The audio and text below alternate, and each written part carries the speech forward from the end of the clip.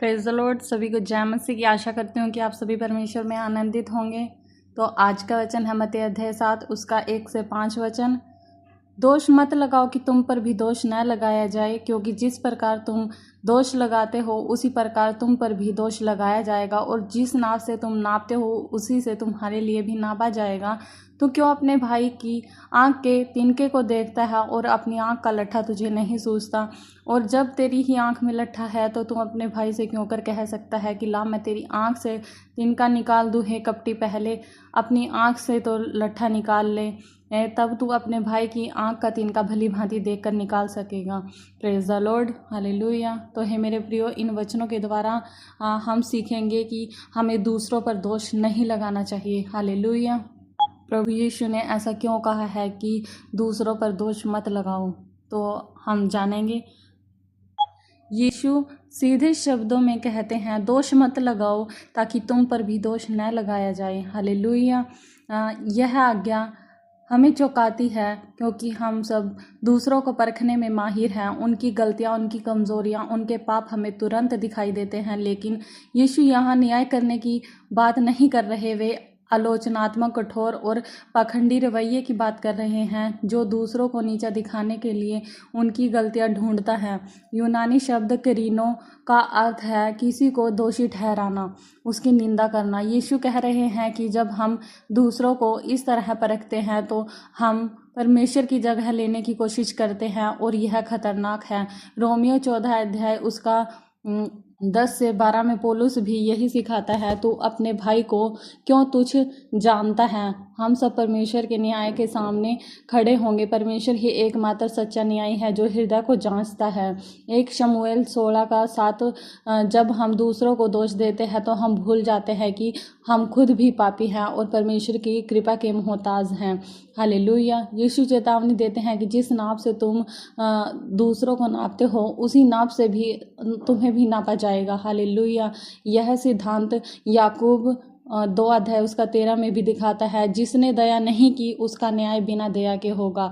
Hallelujah. यीशु एक शक्तिशाली चित्र देते हैं। तू अपने भाई से क्यों कहता है कि मुझे तेरी आंख से तिनका निकालने दे, जबकि तेरी अपनी आंख में लकड़ी है? हालेलुया। मत्ती 7 अध्याय उसका 3 और 4 वचन है।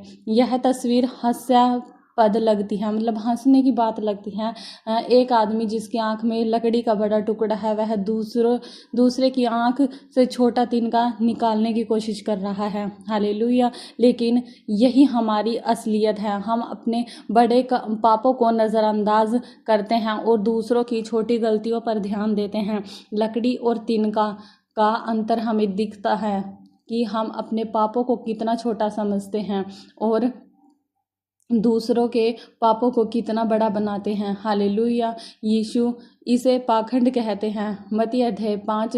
जब हम खुद वही करते हैं जिसके लिए दूसरों को दोष देते हैं। भजन संहिता 139 का 23 और 24 में दाऊद प्रार्थना करता है, हे परमेश्वर, मुझे जांच और मेरे मन को जान, मुझे परख और मेरी चिंताओं को जान। यही रवैया हमें चाहिए, पहले अपने आप को परमेश्वर के सामने लाना। यीशु कहते हैं, पहले अपनी आंख से लकड़ी निकाल, तब तू अपने भाई की आंख से तिनका निकालने के लिए अच्छी तरह देख सकेगा। हालेलुया। मत्ती अध्याय 7 का 5 यह सिखाता है कि आत्म परीक्षण के बाद ही हम दूसरों की सच्ची मदद कर सकते हैं, न्याय करने के लिए नहीं बल्कि प्रेम से बहाल करने के लिए। गलातियों 6 अध्याय उसका 1 वचन कहता है, यदि कोई किसी अपराध में पकड़ा जाए तो तुम जो आत्मिक हो नम्रता के साथ ऐसे को संभालो। सच्ची भी नरमता तब आती है जब हम अपनी कमजोरियों को पहचानते हैं और परमेश्वर की कृपा पर निर्भर रहते हैं। हालेलुया। जब तुम किसी को गलती करते देखो तो पहले रुको और अपने दिल को देखो, क्या तुम भी वही गलती करते हो? उदाहरण के लिए, अगर तुम्हारा पति या पत्नी तुम्हारी बात नहीं सुनता तो सोचो, क्या तुम भी उनकी बात ध्यान से सुनते हो? अगर तुम्हारा दोस्त झूठ बोलता है तो पूछो, क्या मैं भी छोटी छोटी बातों में सच नहीं बोलता? जब तुम अपने बच्चों को गुस्सा होते देखो तो याद करो, क्या मैं भी उन पर चिल्लाता हूँ? यीशु चाहते हैं कि तुम पहले अपनी गलतियों को मानो और उन्हें सुधारो, तब तुम दूसरों की मदद कर सकते हो प्रेम से और नम्रता से। हालेलुया। यह तुम्हारे रिश्तों को बदल देगा, घर में, काम पर और कलीसिया में। इस हफ्ते हर रोज़ सुबह परमेश्वर से प्रार्थना करो, प्रभु मुझे मेरी गलतियां दिखाओ, दूसरों की नहीं। जब तुम किसी को दोष देने लगो तो रुको और 10 मिनट तक सोचो, फिर अपने दिल को जांचो। हालेलुया। एक कागज़ पर लिखो, मैं किन 3 बातों में सुधार कर सकता हूँ। फिर परमेश्वर से मदद मांगो कि वह तुम्हें बदले। अगर तुमने किसी का गलत तरीके से न्याय किया है तो उनसे माफ़ी मांगो। जब तुम किसी की गलती देखो तो उनके लिए प्रार्थना करो, उनकी बुराई मत करो। बाइबल पढ़ो और देखो कि यीशु कितने नम्र थे। उन्होंने पापियों से प्रेम किया, उन्हें दोष नहीं दिया। तुम भी वैसे ही बनो। पहले अपने आप को बदलो, फिर दूसरों की मदद करो। यीशु ने कहा है कि हम दूसरों के छोटे दोष देखते हैं लेकिन अपने बड़े दोष नहीं देखते।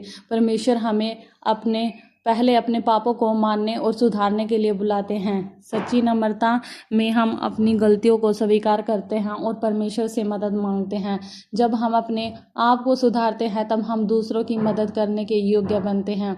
हालेलुया। तो है मेरे प्रियो, हमें यह जानने की ज़रूरत है, क्या मैं दूसरों की गलतियों को देखने में जल्दी करता हूँ लेकिन अपनी गलतियों को नज़रअंदाज करता हूँ? मेरी ज़िंदगी में कौन सा लट्ठा है जिसे मुझे पहले निकालना चाहिए? क्या मैं दूसरों का न्याय करते समय वही मापदंड अपने ऊपर लगाता हूँ? मैं किसी की मदद करने से पहले अपने दिल को कैसे जांच सकता हूँ?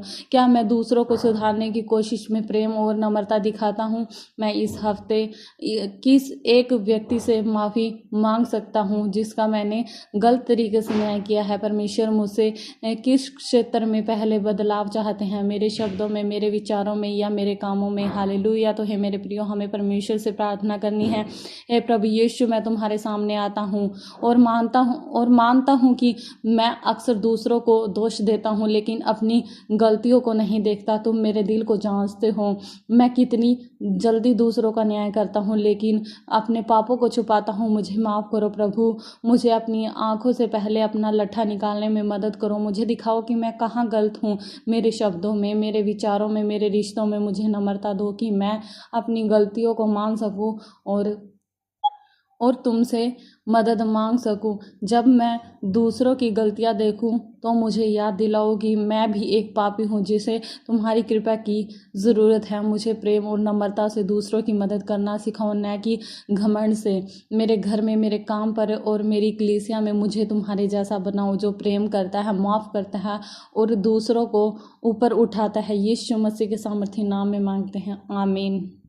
तो है मेरे प्रिय, आशा करती हूँ कि आपको ये वचन समझ आए होंगे कि हमें पहले अपने आप को जांचने की ज़रूरत है। हमें दूसरों पर दोष नहीं लगाना चाहिए क्योंकि प्रभु यीशु भी कहते हैं अगर तुम दूसरों पर दोष लगाओगे तो तुम पर भी दोष लगाया जाएगा, क्योंकि जिस नाप से तुम दूसरों को नापते हो उसी नाप से तुम्हारे लिए भी नापा जाएगा। क्योंकि हे मेरे प्रियो, कोई भी धर्मी नहीं है, सबने पाप किया है। हालेलुया। तो हे मेरे प्रियो, हमें परमेश्वर के समीप आना है, परमेश्वर से माफ़ी मांगनी है अपने पापों के लिए, तब हम दूसरों का न्याय कर सकते हैं। पहले हम अपनी आँख से वो लट्ठा निकालें, फिर दूसरों की आँख से हम तिनका निकाल सकते हैं। हालेलुया। दूसरे के पापों का न्याय कर सकते हैं। हालेलुया। तो हे मेरे प्रियो, आशा करती हूँ कि आपको ये वचन समझ आए होंगे। परमेश्वर आपको इन वचनों के द्वारा आशीष दे। अगर वीडियो अच्छी लगी हो तो वीडियो को लाइक करें, कमेंट करें एंड चैनल को सब्सक्राइब करें। God bless you all.